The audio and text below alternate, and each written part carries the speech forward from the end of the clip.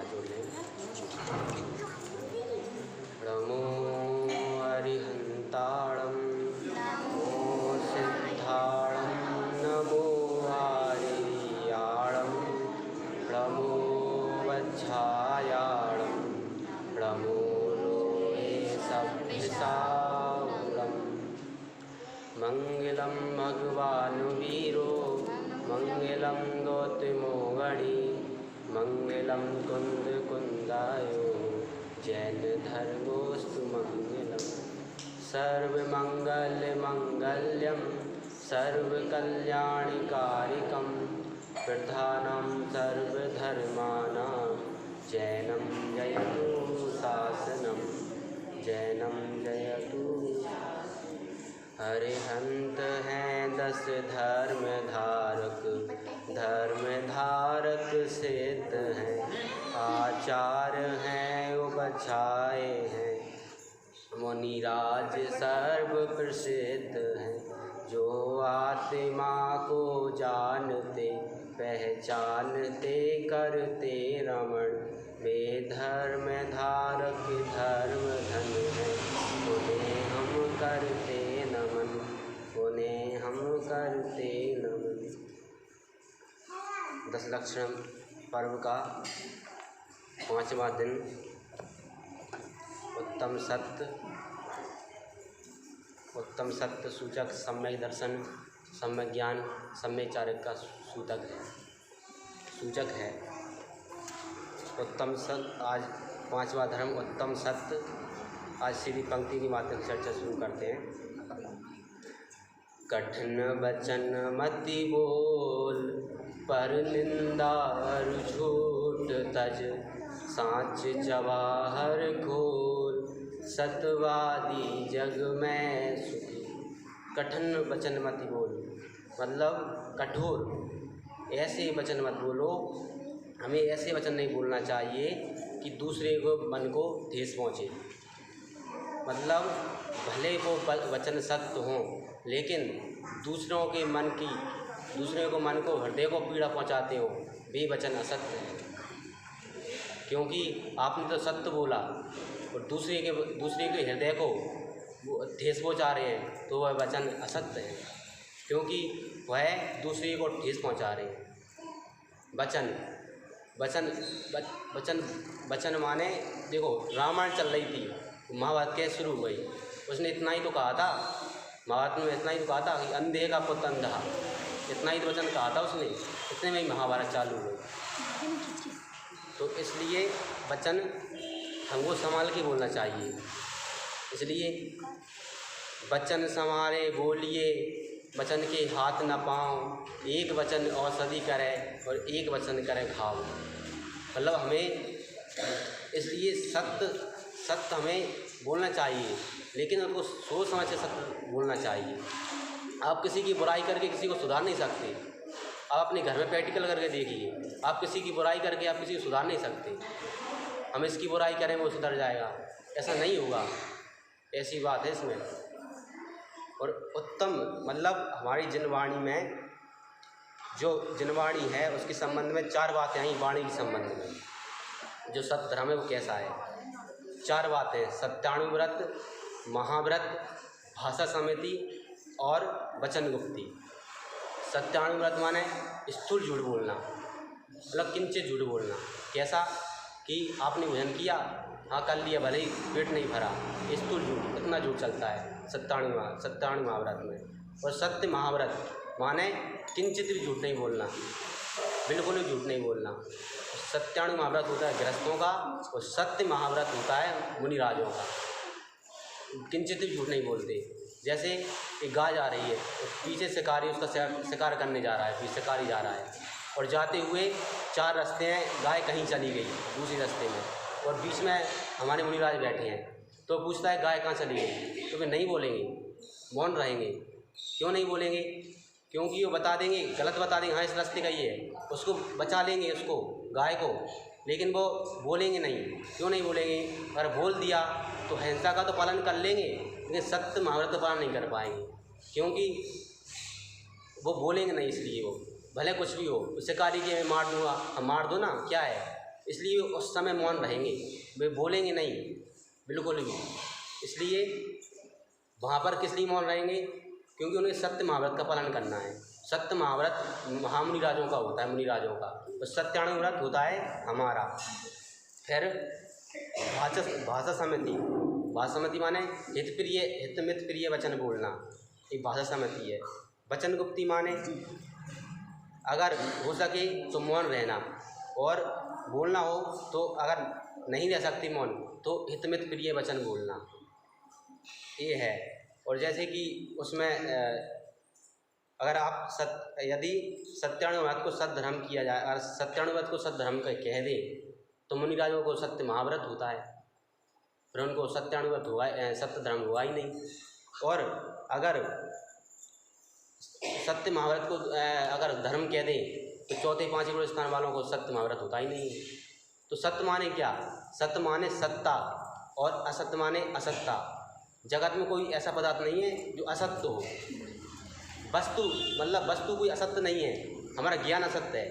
जैसे कि आपके घर में कुछ भी चीज़ खो गई, मोबाइल खो गया, घर में रखा था, कहीं रख दिया, कहीं घर में ही खो गया, तो वो कहाँ खोया? घर में ही खोया है। लेकिन वो वस्तु सत्य है, मोबाइल खोया है, अब लेकिन उसको मोबाइल नहीं मिल रहा, तो वो तो उससे कहेंगे शांति से बैठ सोच, मोबाइल कहाँ रखा था, तो सोचेगा मैंने यहाँ रखा था, वहाँ रखा था, फिर वो सोचेगा हाँ यहाँ रखा था। तो वस्तु तो असत्य ही नहीं है, उसका ज्ञान असत्य है वो, फिर उसको ज्ञान होगा वो हाँ मैंने यहाँ रखा था मोबाइल, तो वो वस्तु असत्य नहीं है। यानी कोई चीज़ असत्य नहीं है। जो वस्तु स्वरूप होगा वही सच्चा वाणी में आएगा, तो उसको ही सत्य धर्म प्रकट होगा। और जैसे महाभारत में युधिष्ठिर है, वो प्रसिद्ध है सत्य वचन में। कैसे कि महाभारत चल रही होती है तो 17 दिन पूर्ण हो जाते हैं, तो 18वां दिन आता है, तो दुर्योधन सोचता है कि अब क्या होगा 18वां दिन। तो वो द्रोणाचार्य से वो पूछता है कि अब क्या होगा, तो कोई उपाय बताइए। तो वो युद्ध चलता रहता है, वो पूछता है हाँ उपाय है मेरे पास। दुर्योधन बोलते हैं क्या उपाय है? कि युधिष्ठिर के पास जाओ, वो तो शत्रु है, युद्ध में लड़ रहा है, वो कैसे बताया? अरे वो युद्ध में लड़ रहा है, तब के लिए शत्रु है वो, और उसके पास जाओगे तो वो अपार स्नेह है उसके पास, जाओ तो सही एक बार। तो रण में लड़ रहा है तब वो शत्रु है, लेकिन वो अपने दुश्मन को भी सही सलाह दे रहा है सत्य धर्म में, इसलिए वो प्रसिद्ध हुआ है। कह सकते हैं उसको। कैसे प्रसिद्ध हुआ है? उसके पास गया वो, भाई अब 17 दिन हुआ है, 18 दिन में क्या हुआ, मैं तो हार ही जाऊँगा, कुछ उपाय आएगा? हाँ है उपाय। क्या उपाय है? तुम्हारे घर में ही है, तुम्हारी माता गंधाधरी जो है माता, वो पट्टी लगाती थी, आज तक उन्होंने पतिव्रता है, उन्होंने आज तक पट्टी नहीं खोली।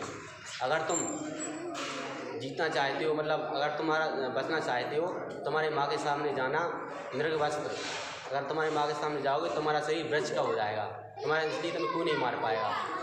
तो वो एक बात सुनकर प्रसन्न हो गया। फिर वो गया, जाते हुए फिर वो सुबह गया तो बीच में श्री कृष्ण मिल गए। कुछ तो करना पड़ेगा, अगर जिस शरीर वृक्ष का हुआ है, दुर्योधन मरेगा ही नहीं, तो क्या किया जाए? तो उसने श्री कृष्ण ने बीच में कहा निर्वस्त्र जाओगे अपनी माँ के सामने। तो वो केले के पत्ते लगाकर वो ढककर चला गया शरीर आधा। तो वो पहुंचा माँ के पास में, माँ आज मुझको तुम्हें देखना ही पड़ेगा, क्योंकि आज नहीं देखोगे तो मुझे कभी नहीं देख पाओगे। तो माँ ने पट्टी खोली, उसको देखा तो जो जितना अंग ढका था उसको छोड़कर सभी अंग ब्रज का हो गया। फिर वो इंद्र भूमि में युद्ध हुआ, फिर भीम ने जो ब्रज का नहीं हुआ था शरीर, तो वो वहीं प्रहार करा, इसलिए वो वहाँ मारा गया। तो युधिष्ठिर को देखते हुए हमें ये शिक्षा मिलती है कि उसका वात्सल देखो, शत्रु को भी सही सलाह दे रहा है, इसलिए वो वहाँ से कह सकते हैं कि अप्रसिद्ध हुआ है। एक बार फिर इसमें मतलब एक बार देखते हैं, छंद का पाठ करके वो देखते हैं। उत्तम सत्य व्रत पाली जय, पर विश्वास घात नहीं की जय। सांचे झूठे मानुष देखो, आपन पूत सुपास न पेको। पेको देहात पुरुष सांचे को द्रव सब दीजिए। मुनिराज शावक की प्रतिष्ठा सांच में रख दीजिए। हमारे मुनिराज हैं, शावक हैं, उनकी प्रतिष्ठा कैसे है? सत्य वचन से है। सांचे को तरफ सब दीजिए। सांचे पुरुष को कौन क्या नहीं दे सकता है? सब कुछ दे सकते हैं सांचे पुरुष को। ऊंचे सिंहासन बैठे वसुंधरा, धर्म का भूपति भया। बच झूठ सेती नरक पहुँचा स्वर्ग में नारद गया। इसमें भी कहानी आती है कि एक राजा वो बसु था, बसु नाम का राजा था, और एक पर्वत था और एक नारद था। तो तीनों मित्र थे, एक ही गुरुकुल में पढ़ते थे और तीनों घनिष्ठ थे, एक ही गुरुकुल में पढ़ते थे। फिर वह जो बसु था वह तो राजा बना, और जो नारद था वो तो ब्राह्मण का पुत्र था, पढ़ने के लिए आया था। वो जो पर्वत था वो गुरु का ही पुत्र था। तीनों ही गुरुकुल में पढ़ते थे। फिर इनकी शिक्षा पूर्ण हुई। शिक्षा पूर्ण होने के बाद नारद जा रहा था और पर्वत एक यज्ञ करवा रहा था। यज्ञ करवाते हुए तो वो अज शब्द बोल रहा था कि अज माने बकरा, ऐसा बोला बकरे को लाया जाए। तो नारद ने विरोध किया कि अजमाने बकरा होता नहीं है, हमारे गुरु ने पढ़ाया ही नहीं है। तो अजमाने क्या होता है? अजमाने होता है आमान नहीं, अजमाने अनाज, मतलब अनाज होता है, ऐसे उसने कहा। लेकिन वो पर्वत मानने को तैयार नहीं था। इसका निर्णय कैसा हो? तो दोनों ने सोचा, दोनों ने अपने को कहा कि जिसकी बात असत्य होगी उसकी जीभ काट दी जाएगी। ऐसे दोनों ने निर्णय किया। तो यहाँ लेकिन इसका निर्णय कौन करेगा? इसका निर्णय करेंगे ना हमारे मित्र वो बसु जो राजा हैं, वो इसका निर्णय करेंगे ना। तो वो इसका निर्णय वो करेंगे। तो जो पर्वत था वो घर जाकर अपनी माँ को बताकर सब बता देता है। फिर वो वहाँ जाता है अपने, सुबह राज दरबार लगता है तो पर्वत की माँ आगे की आती है उससे, ये बात है और ये बात इसकी सत्य कहना है। तो सुबह होती है, फिर वो वहाँ जाता है। तो वो राजा था बसु, वह सत्य बोलता ही नहीं था, लेकिन कुछ कारणवश हुआ तो वो वहाँ जाते हुए सुबह सभा में अच्छा दरबार लगा था, उसका सिंहासन भी बहुत अच्छा था, ऐसा वर्णन आता है। फिर उसमें हुआ, फिर उसमें राजा ने ये कहा जो पर्वत बोले वो बात सत्य है, ऐसे उसने कहा, जो ऐसी बात कहा उसने। ऐसी बात कहते हुए नारद गलत हो गया, फिर उसकी जीभ काट दी गई। नारद की जीभ काटी, नारद मर गया तो गया स्वर्ग में, और वो सिंहासन था बसु का वहीं टूट गया, वो मरकर पहुंचा नरक में। ऐसी घटना है। इसलिए कहती है ऊंचे सिंहासन बैठे पशु नृप, धर्म का भूपति भया, बस झूठ सेती नरक पहुंचा, स्वर्ग में नारद गया। इसलिए नारद स्वर्ग में गया। वैसे नारद तो नरक जाते हैं, लेकिन वो ऐसे ही फल में वो स्वर्ग गया, ऐसी बात है। देखो प्रकृति की कितनी अच्छी व्यवस्था है। जो हमने कर्म बांधा, जो कर्म हमने बांधा, उसमें जो बांधने के बाद जो पेनल्टी है, वो टाइम है बांधने के बाद, जो उसमें जो कर्म बांधा उसको बांधने के बाद जो टाइम बचा है, उसमें अपने परिणाम सुधारे, उसमें वेद विज्ञान किया, स्वाध्याय किया, धर्म के साथ जुड़े। जो पिछले कर्म किए, कहते हैं हमने पिछले कर्म ऐसे किए, ऐसे पाप किए, उसका फल तो भोगना पड़ेगा, जो करना पड़ेगा, नहीं भोगना पड़ेगा वो फल। जो हमने जो पिछले कर्म किए सब धुल जाएंगे। एक केवल देह वाला विराजमान भगवान आत्मा है, उसकी अवलंबन मान से, ज्ञानानंद स्वभाव की अवलंबन मान से जो अंदर देह विराजमान कारण परमात्मा है, उसके आश्रय सब कर्म धुल जाएंगे। ऐसी बात है वर्तमान कर्म की, ऐसी बात है। इसकी चर्चा हम कम करेंगे, इसकी चर्चा इतनी रहते थे। मतलब सत्य को समझने की ज़रूरत नहीं है, समझौते की है, ऐसा धर्म की बात है इसमें। और सत्य धर्म की ऐसी हम समझें इसको, सत्य धर्म क्या है इसको हम समझें। सत्य धर्म लक्षणम, मतलब सत्य द्रव्य लक्षणम, तत्वार सूत्र का सूत्र है। सत्य है वस्तु सत्य है, वस्तु असत्य नहीं है। सूत्र उमा स्वामी आचार्य ने दिया है सत्य द्रव्य लक्षणम।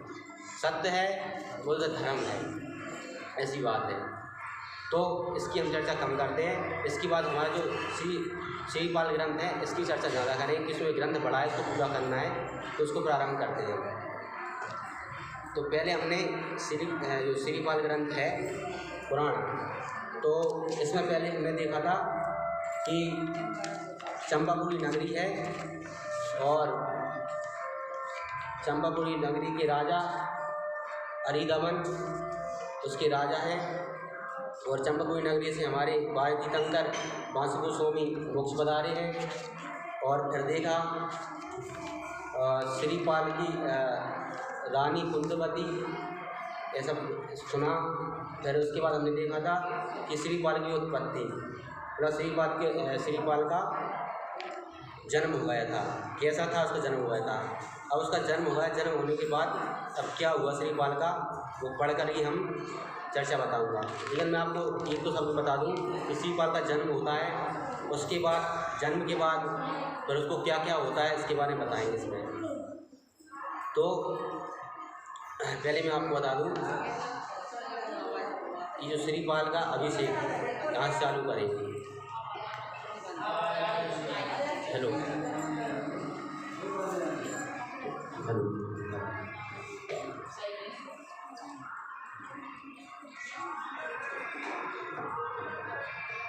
अब श्रीपाल का राजाभिषेक। एक दिन राजा हरिधवन राजसभा में बैठे हुए थे। इतने में कुमार श्रीपाल भी वहाँ पहुँच गया एवं राजा को नमस्कार कर चुकने के बाद एक योग स्थान पर बैठ गया।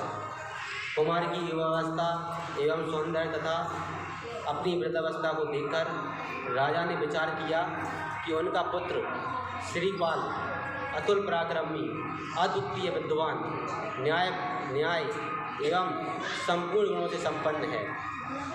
उसकी सुयोग्यता के संबंध में लेश मात्र भी किसी को कोई संदेह नहीं है। इसलिए शीघ्र ही कुमार श्रीपाल का राज तिलक कर देना चाहिए।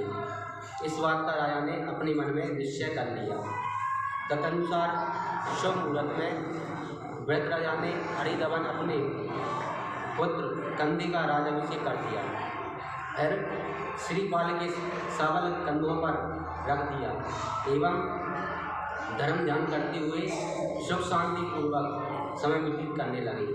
इसके बाद कुमार श्रीपाल अपने राजभार को संभालने लगे, पुत्र को राजभार को संभालने लगे। उन्होंने सुचारू रूप में शासन सूत का परिचालन किया। इसके बाद प्रजा को अपना आत्मीय समझकर उसके साथ उचित आदर का व्यवहार करने लगा। फलतः सर्वत्र उनके कीर्ति कुसुम की सुगंध फैल गई।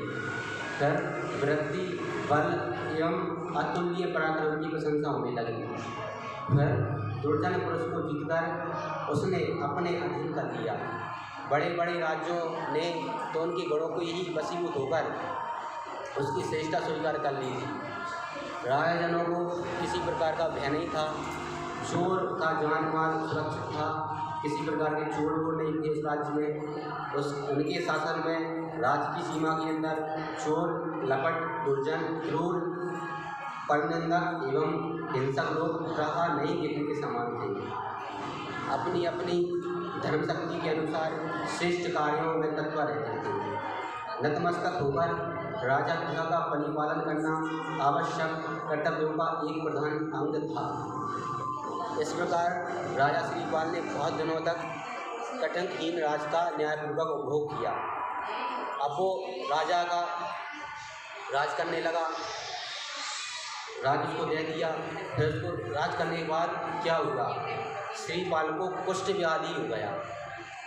जब तक कि राजा श्रीपाल का न्याय प्रांगण होकर प्रजापालन में दंडचित थे एवं सुखपूर्वक काल निरपेक्ष कर रहे थे, तभी उनके कामदेव के समान अत्यंत सुंदर शरीर में कुष्ठ नाम का भयानक रोग हो गया।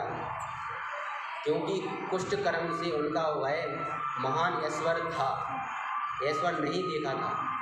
कुष्ठ रोग के प्रभाव से राजा श्रीपाल का शरीर गलने लग गया, पीप एवं रक्त बहने लग गया तथा संपूर्ण शरीर में वेदना होने लगी। यह महारोग केवल राजा को ही नहीं, प्रचुत उनके प्रसादवर्ती अन्य 700 लोगों को भी हो गया।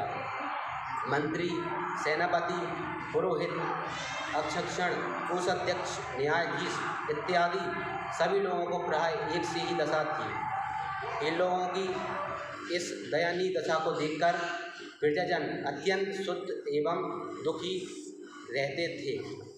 संपूर्ण प्रजाजनों की यही इच्छा थी कि रोगग्रस्त हमारे राजा तथा सभी निरोग हो जाएं।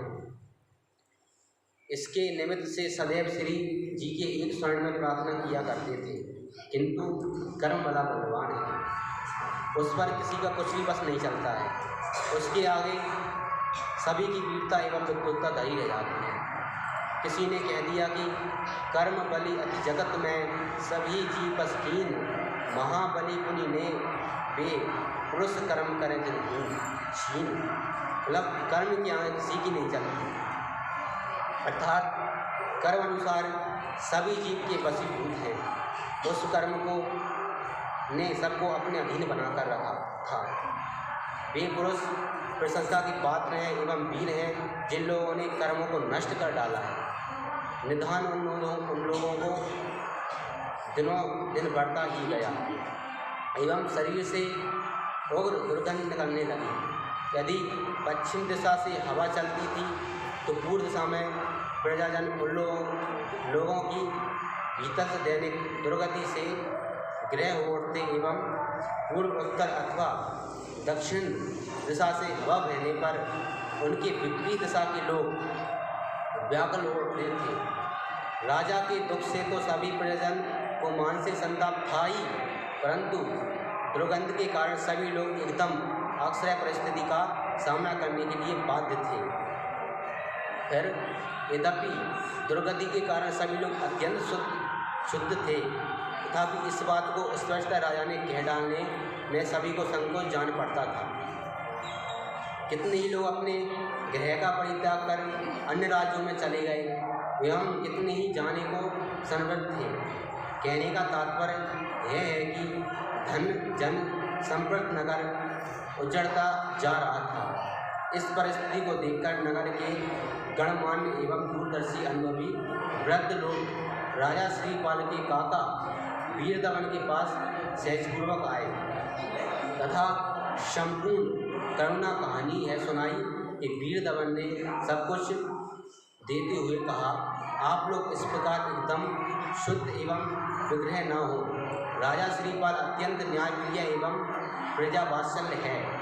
संप्रति शरीराधिक उग्र गिरना के कारण वे राज प्रसाद से बाहर नहीं निकले तथा इसी कारण आप लोगों की कष्ट तथा राजा के कानों तक नहीं पहुंच पाती। अब बहुत शीघ्र ही आप लोगों की दुख वार्ता राजा के कानों में पहुंच जाएगी तथा फलतः आपके क्लेश नाश का समय भी सन्निहित है।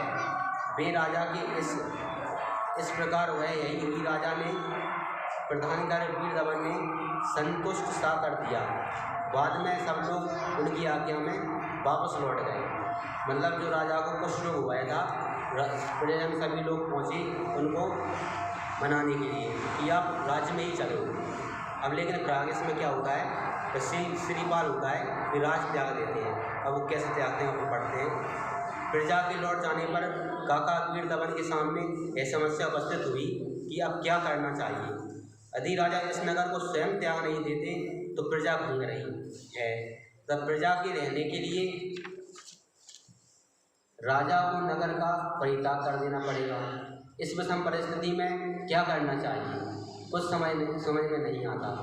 यह तो वैसी परिस्थिति उपस्थिति हुई कि किसी के गले में गुड़ से लपेटी हुई छुरी अटक जाए तथा वह जीभ कट जाने के भय से न उगल सकता हो तथा न पेट भर जाते ही आशंका से निगल हो सकता हो। इस प्रकार की दुविधा में एक उत्तम पथ को चुन निकालना अत्यंत कठिन जान पड़ता है।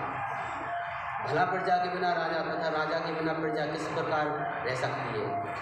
राजा के बिना तो राजा उसी प्रकार है जिस प्रकार पंख के बिना पक्षी, पानी के बिना तालाब तथा पत्तों के बिना वृक्ष, इस प्रकार के बिना प्रजा के चंद्रहीन नक्षत्र मंडल के समान है।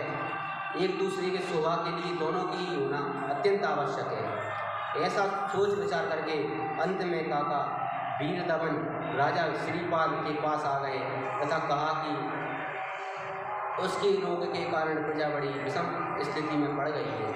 वीरदमन ने प्रजा की स्थिति को अच्छी तरह उसके सामने प्रकट किया। राजा की करुणा गाथा को सुनकर राजा श्रीपाल शुद्ध हो गए एवं उन्होंने व्यग्रता पूर्वक पूछा, काका जी, यदि प्रजा को इस किले से बचाने का कोई उपाय आपके चिंतन में आया हो तो हमको भाव से आप किसी के सामने प्रकट करें। राजा के रहते प्रजा को कष्ट हो है मेरे लिए नितांत आशाग्रह है। मैं अपने कारण संपूर्ण प्रजा को कष्ट जाल में फंसा देना उचित नहीं समझता। मैं इस बात को जानता हूँ कि मेरे शरीर से इस समय बहुत दुर्गंध निकल रही है। कोई भी इस दुर्गंध को सहन नहीं कर सकता, लेकिन संकोच बस कोई भी नागरिक मुझसे इस विषय में कुछ कह भी नहीं सकता। आप कोई ऐसा उत्तम उपाय सोचकर बताइए जिससे कि प्रजा सुखी हो। श्रीपाल की इस बात को सुनकर वीरदमन ने कहा, यद्यपि इस विषय में दुविधा में पड़ा हूँ, यद्यपि तुम्हारे आग्रह में प्रजा की भलाई के लिए इसे अपनी समझ के अनुसार कह देना ही अब उचित समझता हूँ। मैं एक उपाय बताता हूँ, इसको सांगोपांग विचार कर कारित कर देना तुम्हारे ही बस में है। मेरे विचार में है बात आई है कि यदि मुझे अपने शरीर में इस महाव्याधि कष्ट में रहने का एक नगर के बाहर किसी उद्यान में जाकर रहो तथा तब तक के लिए कि राज्य किसी योग पुरुष के हाथ में सौंप दो, तो प्रजा का क्लेश दूर हो सकता है। वीरदमन की इस बात को सुनकर छल से रहित राजा श्रीपाल ने कहा, आपका विचार सर्वोत्तम है, मैं इसे स्वीकार करता हूँ। मेरे मन में भी यही विचार उठ रहा है। मैं अपने राज का भार आप ही सौंपता हूँ, क्योंकि इस कार्य के लिए आप ही सुयोग हो। जबकि हमारे असाता वेदनीय कर्म का नाश होकर साधा का उदय होगा, तब मैं पुनः लौटकर अपने राज अधिकार ले लूँगा। इस अवधि तक आप राज्य के अधिकारी हुए तथा राजा की सुख शांति का ध्यान रखते हुए इस राज का शासन सूत्र अपने सामर्थ्य हाथों में संभाल लीजिए। उनके कष्टों का ध्यान रखिए।